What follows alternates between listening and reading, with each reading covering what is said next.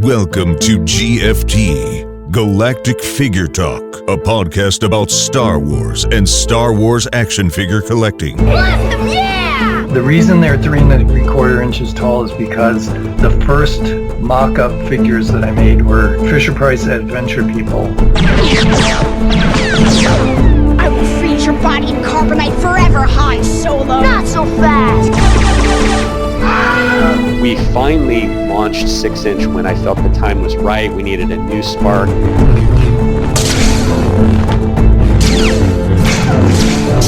We started selling all of the action figures through the fan club, and our most successful was the Cantina Band. That was enormously one of the best-selling items we've ever sold through the fan club.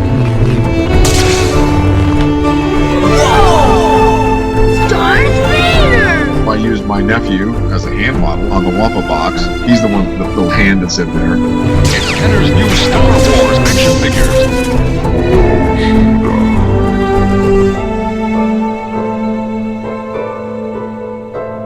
Now, welcome your host, Chris B. Welcome to another episode of GFT, Galactic Figure Talk. My name is Chris B. I'm your host, and this episode is almost entirely about Hasbro Pulse Con. So before talking about Hasbro's online events from this morning, I want to talk about Disney's Starspeeder 3000 real quick, because you guys might know that it was first introduced as a D23 exclusive item.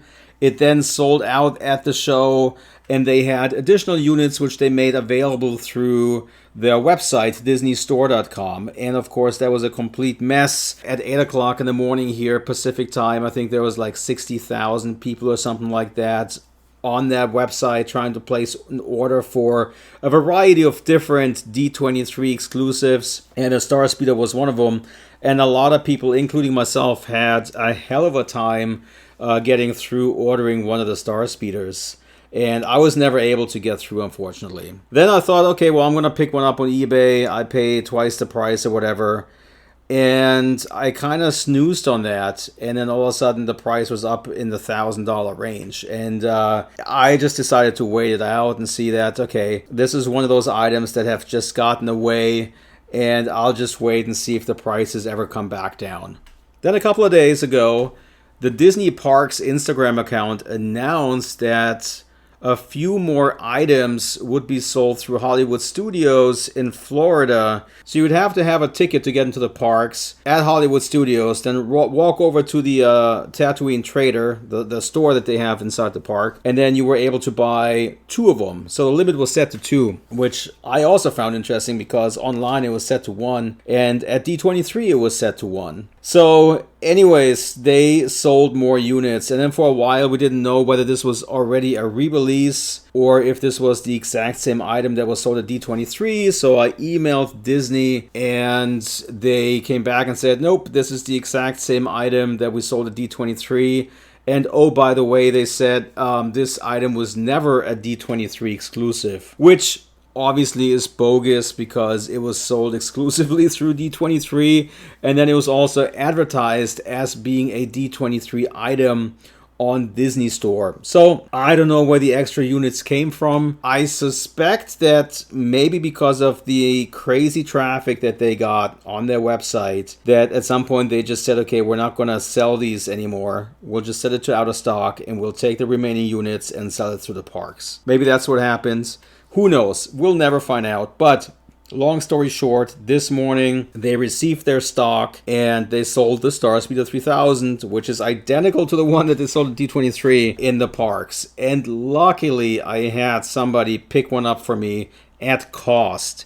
And so I'm now patiently waiting for this to get here, and I'm super thrilled about it. Because I mentioned it on the previous podcast episode, I think this is probably one of the coolest 3¾ inch ships that they've made, like ever. Being an ex-cast member myself, and having really enjoyed the 1980s version of Star Tours tremendously over the years, this is like the holy grail when it comes to Star Tours merchandise for me. 3¾ inch Star Tours from the 80s. Love it. So anyways, that's the Star Tours Speeder 3000 story.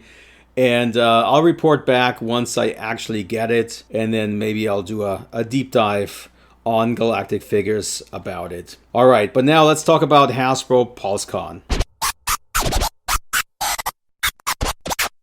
All right, so a couple of surprises for Hasbro Pulse Con. It was surprisingly short with only 2 hours, you guys. Only 2 hours for Hasbro Pulse Con this time around.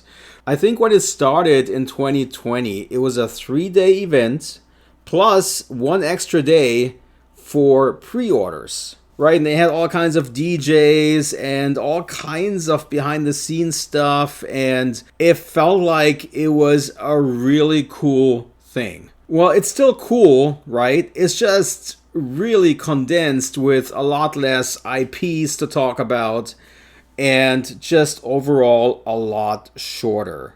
And, you know, I think there's a variety of different reasons as to why that is the case, but obviously we're all back to in-person events. San Diego Comic-Con is a thing again. They did announce right before Hasbro Pulse Con that Hasbro is also going to hold a panel at New York Comic-Con again this year. So I guess they have to hold some of the stuff back to talk about at those live events. And so, you know, the items that they showed at Hasbro Pulse Con, even though they were cool, you know, there weren't really that many reveals. So yeah, it was only 2 hours long, and they had 1 hour reserved for premium members for a pre-show event. And that was a little weird because it happened on Zoom. I had to register for it. Then I didn't get the email after I registered. I found a link that you had to click to resend that email. Then I got online like 10 minutes late, found out that it hadn't even started yet. And instead of having it to be an hour, it turned out to be just about 25 or 30 minutes at the most where the 3 hosts talked. They had Jordan Hembrow, of course. I don't think Jordan needs an introduction. He's the toy hunter, of course. He's been around in a staple in the collecting community for, I don't know, at least a decade, if not longer. I was actually on a panel with Jordan once here at the Washington State Toy Show where we talked about Star Wars action figures. It was a really cool panel because they had Brian Folk Weiss on the panel as well. That's, of course, the creator of the Toys That Made Us on Netflix, the TV show, which I took pictures for of some of the Palpatine action figures. So he was on the panel, and then Jordan was on there. Jake Stevens from For Along the Zuckis and my previous co-host of the Toy Run podcast was hosting the event. And then, of course, Uber collector and author Gus Lopez was on the show to talk about Star Wars figures as well. And so it was a really interesting panel discussion. I had a great time. So anyways, Jordan was the host of the show. Steve Evans, of course, we all know him. And then there was also, I forgot his name, but he does have a YouTube channel, and I think he does reviews for a variety of different properties. But I really like the guy, and he's been on the Hasbro stream, I think, previously. But those guys talked for, 25, 30 minutes or something about toys and what they like about it. And that was basically it. There were no reveals. So if you were expecting to get any previews or maybe a figure revealed, which they didn't show in the main Hasbro Pulse Con event, then you got disappointed because, well, they didn't really show anything. They just chatted, basically. But it was still cool, though. It kind of got you hyped up for Hasbro Pulse Con itself. It's kind of like a warm-up thing, so to speak. And, yeah, it was enjoyable. And if you know Jordan Hembrow or, of course, Steve Evans, those guys are pros in front of the camera. And it was just a good reminder that the people who are intimately involved with the toys are fans themselves.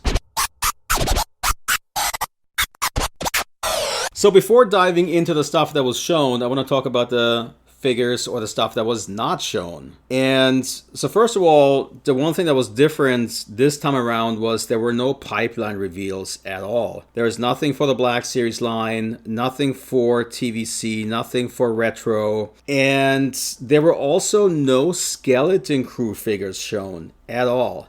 Skeleton Crew was not talked about at all, so it's just way too early for them to go ahead and reveal anything based on the upcoming TV show, which I really find interesting because there have been some leaked images online of upcoming Black Series figures for the Skeleton Crew, so I thought that maybe they just want to get ahead of the train and just show what they got, but they held back for Skeleton Crew, and I guess we just gotta wait and see what they got in store for us. Retro collection. There was absolutely nothing shown for Retro, unfortunately. No single figures, no vehicles, no nothing for Retro, unfortunately. But let's dive into what they actually had on tap for us. And there are some really cool figures. For the Vintage Collection, they gave us a first look at Luke Skywalker. Now, yeah, I mean, definitely looks better than the VOTC one that we have, or the one that came out on the Legacy Collection that was in the multi-pack. Definitely, I would say the best version of Luke Skywalker from A New Hope. Something is off about the face, I gotta say, but I don't know. I have to see it again, maybe get a better look at the head sculpt, but from what I could tell from the images, I mean, Mark Hamill is so difficult to get right. But my God, with all this technology that they have available nowadays, it just feels off a little. I don't know what it is, but I think it's the head that looks off to me. But, the card back with Luke looking at the twin suns and the sunset and the classic Star Wars logo on it. And the unobstructed Hildebrand logo on the top as well. So this looks really, really nice. I mean, double racetrack going around the cards. Can't go wrong with that at all. Cool figure. Then they showed the 501st Clone Trooper Lieutenants from the Ahsoka TV show, from the flashback. The Battle of Teth, I think it was. Yeah, no surprises there. I think they said it uses the new Clone Trooper body. And so, yeah, it's a good Clone Trooper. But, I mean, we have so many Clone Troopers now, but, it's still cool. And then for Andor, they showed that Ramiro, the Imperial, of course, the standout character from the Andor show. They did say it's a new Imperial female officer body, so maybe that's going to open the door for future repaints with different head sculpts, of course. That would be cool to see. Then they also showed Anakin Skywalker from the Ahsoka TV show, from the world in between worlds and the flashback scene, so to speak. Good looking figure. Again, I don't know if I'm sold on the head sculpt, but I like what the card design looks like. And yeah, I mean, it's Anakin Skywalker and a new version of him, so I dig that. Now, the star of the Vintage Collection reveals for Hasbro Pulse Con 2024 in my book was, of course, the Streets of Mos Eisley playset. Do they call it a playset? I'm not even sure. I have to check the box. Probably not. But it is a diorama piece. Basically, it has one of the rounded domes, has a door, and it does come with a carded Java that has a soft goods robe. And they decided to go with an image on the card that has one of the Jawas pictured sitting on the ground before they walk into the cantina. And I think this is a really fun card back. Really, really cool looking. Now, it's another Jawa, right? So I'm wondering, maybe it's a little shorter or taller. I don't know if it's a new sculpt or not. But yeah, it does come with the same accessories that we've seen over the years, with the Ion Blaster. Then it has the smaller Silver Blaster. So in terms of the weapons, it looks like we've seen this before. It's got the cross bandolier going across the chest. But it does have soft goods. So, yeah, it's a cool looking figure. But the set itself is pretty cool, because this, just like the Tantive 4 hallway set or the Moff Gideon hallway set that's just about to come out, is that if you have the space and if you really love these kinds of moments from the movie and you want to replicate that on your shelf, you can pick up multiples of those and then make it as big as you want. I mean, if you were to buy 2 of them, you can set them up so you can build around the corner if you wanted to, or you can set them up right next to each other. So this is a modular approach again, and it looks really cool. I really dig this, and I think I'll be picking up 2 of those. And in combination with the Mos Eisley Cantina, I think it's just going to look really, really cool. But I mean, if you want to have a full setup, you need a big table or something that, you know, that you can put it all together. But having the option and for them to come out with this kind of set is really cool. And this really adds to the whole world building aspect of the vintage collection. It comes with a bunch of crates and a bunch of greeblies that you can use to attach to the walls and everything. So yeah, I'm a big fan of those kinds of sets. So I really dig this. So I'm just now hoping that at some point we're also going to get a moisture evaporator, because, you know, Tatooine without moisture evaporators, come on, we need a moisture evaporator. But yeah, this is really cool looking. I think it is $59.99. It is not exclusive to Hasbro Pulse. This is available through Entertainment Earth. It's also on Amazon. And yeah, so you could get this at a variety of different places, just not Walmart and Target. But I think everyone else actually carries this playset or this diorama piece.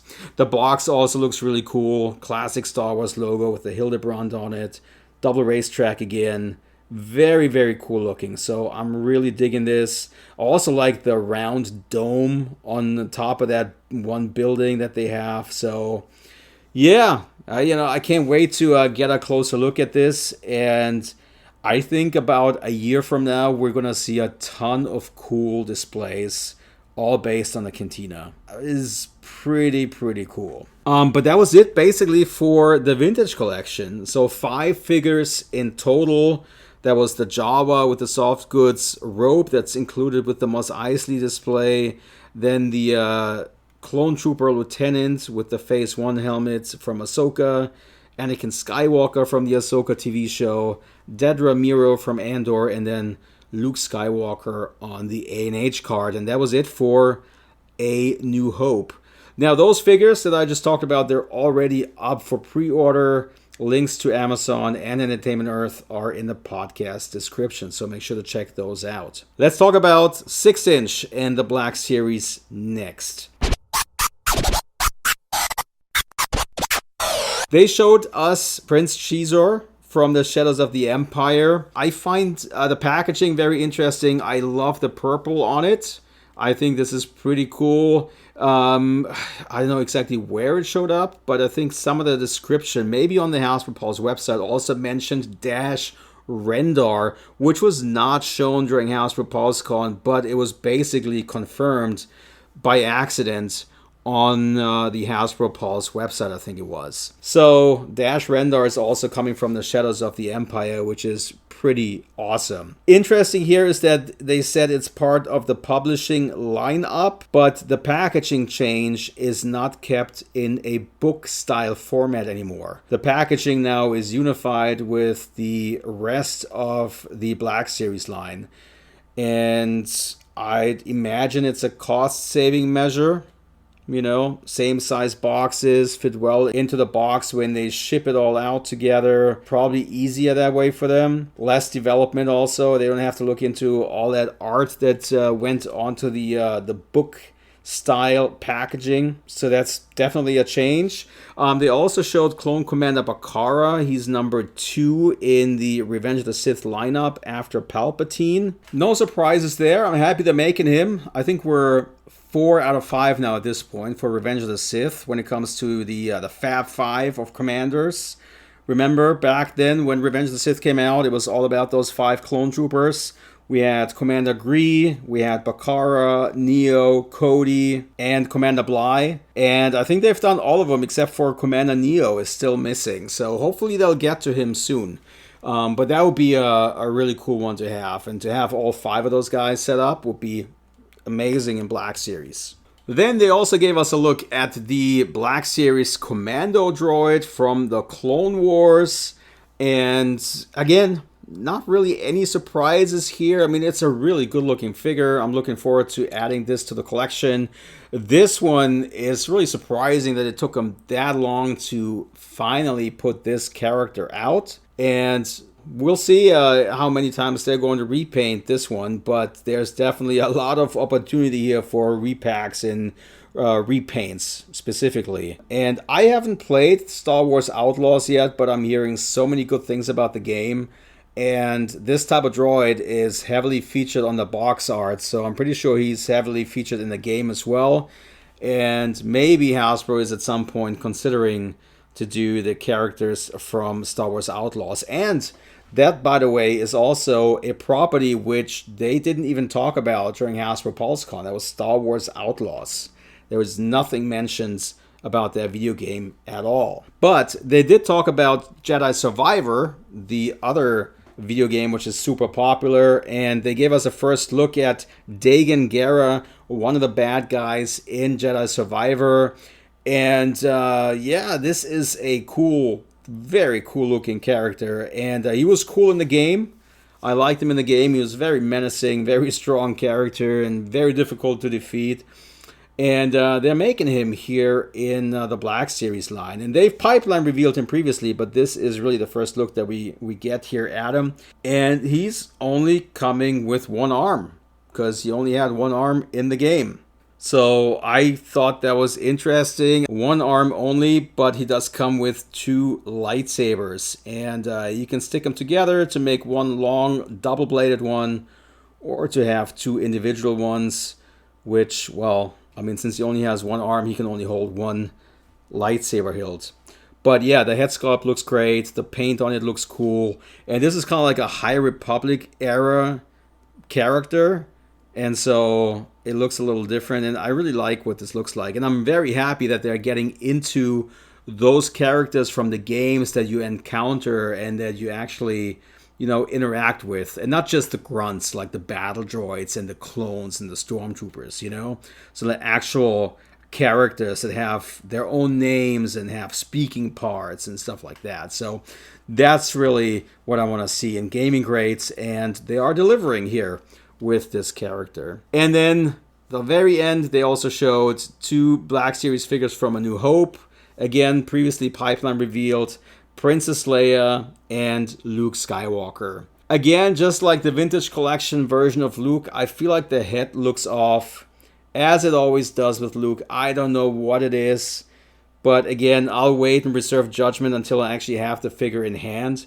But my God, it's really hard for them to get Mark Hamill's likeness right from back then. All right, but Leia also looks really good. And she does come with the hood that you can put on her, or you can just display her without the hood. Both figures have no soft goods, so that's all plastic, sculpted, and I have no complaints, except for maybe the portrait on Luke, but we'll see. But yeah, good looking figures, and classic characters at that, you know, from a New Hope. So very cool that they're remaking those. And it's also interesting when you compare those two to the ones that they've done previously in the Black Series line, because that's quite the difference in terms of sculpting. And it's really interesting to see how the sculpting techniques and the paint apps have changed over the years, and how Hasbro's kind of fine-tuned their techniques for that, and how figures get better and better. So that's definitely easy to see when you look at those two and compare them to the ones that have come out previously. Very cool to see. Most of these figures are already up for pre-order, and most of them, I think, ship in early 2025. Now, there are 3 Black Series figures which are not up for pre-order yet, and those are the last 3 that I talked about. That's the Dagan Gera figure, Luke, and Leia. Those go on pre-order next week on September 18 at 1 o'clock Eastern Time. So those are not up yet. Thought that was interesting as well. So let's recap Black Series. 6 figures shown, with Prince Chizor from the Shadows of the Empire, Commander Bakara from Revenge of the Sith, the Commando droid from the Clone Wars, and then from Jedi Survivor, Dagan Gera, and then Luke and Leia from A New Hope. And that was it for Black Series. So now looking back at Hasbro Pulse Con, yeah, it felt more like a regular live stream than an extraordinarily huge convention type thing for me personally. since I don't really care about G.I. Joe or Transformers or any of the other IPs, I only watch the Star Wars stuff, as you guys know. And so that was a good 20-25 minutes or so of Star Wars action figure talk, which I, of course, appreciate. But in comparison with what they've done in the earlier years of Hasbro Pulse Con, this felt very much watered down. I hope they'll keep it up. I hope they maybe make it a little bit bigger in future years. I know at other Hasbro Pulse Con events, they also had the Ghostbusters, they had the Power Rangers. I think they're now outsourcing Power Rangers actually to another company, Ghostbusters. I don't know what's going on with that property, for example. But yeah, there were just more IPs that they had involved and where they could talk about what was going on with those. Indiana Jones, I think, was also another property that they had included in last year's event. So yeah, it felt quite watered down. And when I heard that it was only 2 hours long for all the properties that they were going to talk about, I was very surprised, really, how much they cut it down. All right, but that was it for Hasbro Pulse Con. I think we have New York Comic Con coming up in October. That will take place from the 17th to the 20th at the Javits Center in New York City. So we're going to get a Hasbro panel at that convention. I don't expect a whole lot of newness coming out of it, but maybe some would be cool, you know? And then they might actually do the 1027 event again this year. I don't know if this is still a thing, but it's something that they've done in the past. And then once we're past October, we're kind of getting into Skeleton Crew territory. So I would expect November 1st to hit, basically, and I think they might just do something for Skeleton Crew. Maybe they'll do another, Mando Monday, Ahsoka Wednesday, or whatever it was called, Bounty this or Bounty that. Maybe we'll see a similar approach to the Skeleton Crew again this year, and then we can also expect more announcements for that. Now, also one thing I wanted to mention is I think Target currently has their fall Geek Out going on every Friday. It's kind of been flying under my radar because there hasn't been any Star Wars at all. Maybe we'll get a Star Wars announcement from Target directly, which would be interesting. But yeah, I was surprised to not see anything exclusive to Target during this Hasbro Pulse Con event. All right, so I think this is where I'm going to wrap it up.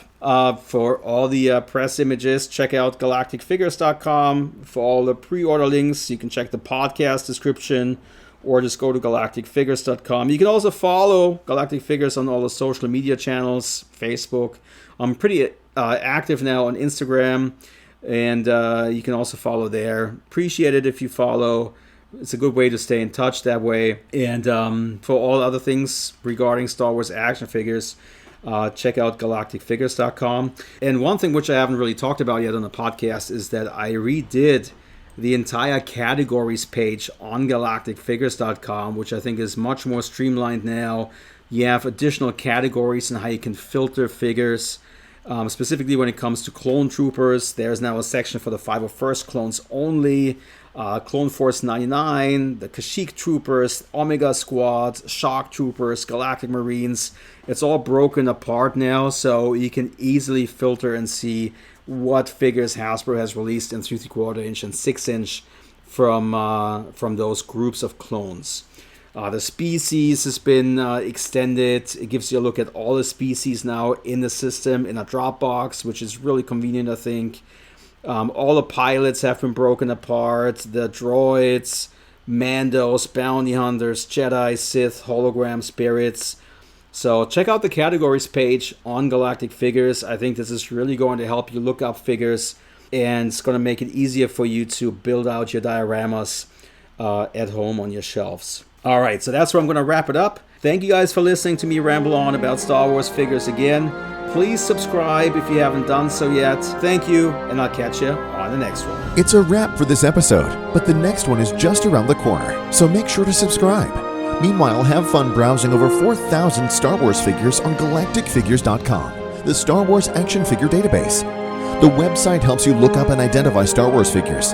Leave your own figure reviews in the comments or check out photo galleries, figure info, news, press releases, or event coverage from New York Toy Fair and Star Wars celebrations.